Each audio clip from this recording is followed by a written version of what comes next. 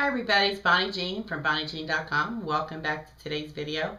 Today is Video Sunday of our get together, and this is when we get to talk back and forth, and you let me know what your week has been up to, and I let you know what mine has been up to. But I'm not happy with myself today. I mean, this week has been really busy, and that's a good thing, but it's also a bad thing. You know, there are some questions that came through email that I felt took precedence over other things, so I had to answer those questions as soon as I could. Some of them I answered with tutorials, and some of them I just responded personally back to you through email, so I hope you don't mind. I did several tutorials this week, one of which was how to put HTML pages on your website that are outside of your WordPress blog. And some people ask me, why would I want to do that? Well, if you have a mailing list and you have people that subscribe to that mailing list and you're currently using the default thank you and confirmation pages from Aweber, it's a lot better if you make them personable, and you use your own pages so you can add whatever you want to them. I mean, if you're using Awebers, that's fine, they work, but you don't have control over those forms. You can't decipher what goes on them or what comes off of them. So I made a download page, a thank you page, and a confirmation page. I hand coded the HTML, and I provided that in a mailer.zip file, and I put them up on the blog for you to download. So then several days after I did that, I had some questions about, well, once I get those pages up on my website, how do I get them into Aweber? So I produced a second video to show you how to do that, and I'll include both of those links at the bottom of this page so you know what I'm referring to. And I did a second video to show you how to go inside of Aweber now and tell Aweber where your custom pages are located at on the internet. So, but unfortunately, because I created videos that I didn't anticipate creating this week, the video that I wanted to get done was for the Microsoft PowerPoint templates. The templates are complete. What I need to do now is I need to sit down and do a video to show you exactly how I lay these pieces in there and how you can manipulate them and do what you want with them. But I also want to do a written tutorial as well. Not everybody learns by video, and I've had a lot of people thank me for including the text below the video for the step-by-step instructions because they don't watch video, but yet they still want to know how to do this specific tutorial. So I would very much like to release these PowerPoint templates with a video and be done with it. Because the longer I take, the longer you have to wait for them, and that's not good. That's not a very good thing. I don't like making people wait. On the other hand, if I'm going to serve you properly and you don't like video, then it is my duty to write the instructions out. And unfortunately, I have not been able to find time to sit down to produce the video, to write the tutorial out step by step, and to get everything done for this. So there's nothing I can say other than I felt flat on my face with that one. I promised to have them done by Monday or Tuesday, and I did not. So unfortunately, I'm feeling a little bit bad about that. On the other hand, I had a really good week. The traffic on my website has practically doubled. I remember December was something like 1,137, and I believe we ended January somewhere close to 1,700 or 1,800. I'm not sure. Not quite double, but darn near close, and I was really amazed. And I got done with all of John Chow's modules, so now I am going into his 30-day action plan. And this is when I think it really starts to get good. So if you haven't had an opportunity to follow the review, I did package it all up. I packaged all the modules up and put them in a PDF download. So I'll have that link below this video as well.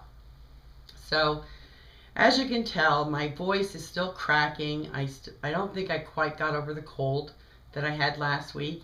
And if I did, in fact, then I'm probably getting another one, because my voice is cracking. It sounds like I've been doing speech all day long, and I have not. And I just realized just now that throughout this whole video I have not laughed. And that's not like me, right? So it must be coming down with something, I don't know. That and the fact that I'm a little conscientious because someone mentioned that I did a really good job on my video last week and that I'm a natural for it. So now I'm sitting here and I'm feeling really self-conscious. So I don't know why. Oh, I finally made myself a calendar. Now, it's not the kind of calendar that Tiffany has, where she has all little black scratch marks all over it because she's getting things done. But this is basically a calendar, a weekly calendar for me. And I wrote it down. It's a short editorial schedule because I need to, keep in line with making these posts every single day. I took part in the Ultimate Blog Challenge, and I believe the next one's going to be in April. So if you want to get into the habit of doing blogging on a daily basis, connecting with other bloggers, building your community, then the Ultimate Blog Challenge is a really good place to start. Another good thing about it is this. I hear a lot of people complaining that they do not have any products, that they're not a product creator, so on and so forth. But here's the thing. I found out through this challenge that there are 3 different ways that you can blog. The first way is you are literally doing something to the blog and it doesn't produce any money, but it needs to get done. Sort of like you install a plugin, okay? You must do that for the blog in order to have that plugin, but it doesn't really benefit you other than the fact that it's work that you had to do one time, and that's it. The second type of blogger that you could be is where you produce content that has affiliate links in it, and that's pretty much it. You write a piece, an article, or a short tutorial, and you put some links in there and you make some affiliate commissions out of it. And if you're lucky, that'll be residual. It'll add up over time, and so on and so forth, and it'll bring you more money. But the third type of blogger is the one who does everything that the bloggers in number 1, number 2 do, but they take it a step further. The information that they have on their blog is great because people will be able to come back to it and use it and read it and consume it and act on it, and be all the more better for it. But what do you do with your blog posts when you get done with them? I mean, is this just something of the past and they just sit there and they don't do anything else but just sit there? So the number 3 blogger is the one that takes that information now that is on your blog and you do other things with it. You recycle it.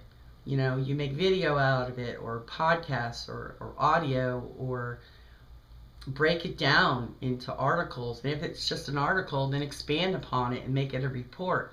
But there are so many websites, document sharing websites out there, that you could take your information from your blog and put it on those document sharing websites. Now, that'll do 2 things. It'll give you more visibility for who you are and what you do, but it will also draw traffic back to your website. Now, someone made a response through this Ultimate Blog Challenge. She was complaining that she needed people to teach her how to get more traffic back to her website. And I was sitting here one day thinking to myself, I should probably write an article about that. But here's the quickest answer. If you want people to come to your website, they have to know it exists. So if you have all this content on your website and it's just sitting there, it's not doing anything, then you need to get busy and you need to distribute that content to other places on the internet. So, and I don't mean pull off an article and take it to an article directory and submit it there. Everything that's on your blog should be unique. So if you're going to start sharing with article directories, then you need to revamp an article that you've written and share the revamped one with an article directory. But what I'm talking about is taking the existing content that you have, joining some affiliate programs and inserting those affiliate programs into that content.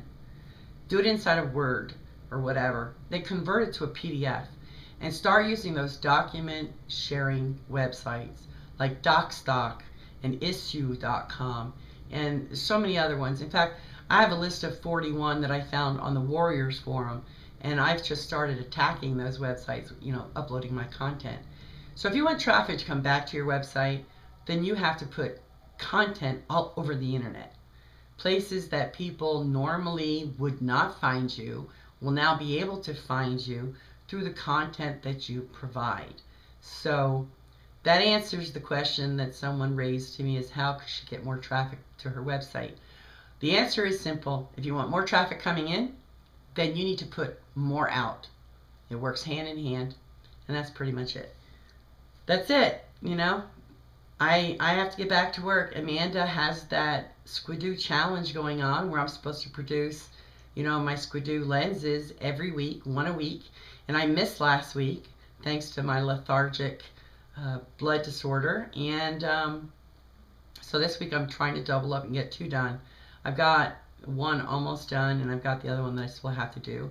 It's about 6 o'clock in the evening. Partner wants to watch a movie. Still have to get this video on YouTube. I've got a lot to do. So I don't mean to cut this short, and it probably isn't short at this particular moment, but I will talk to you soon. So take care.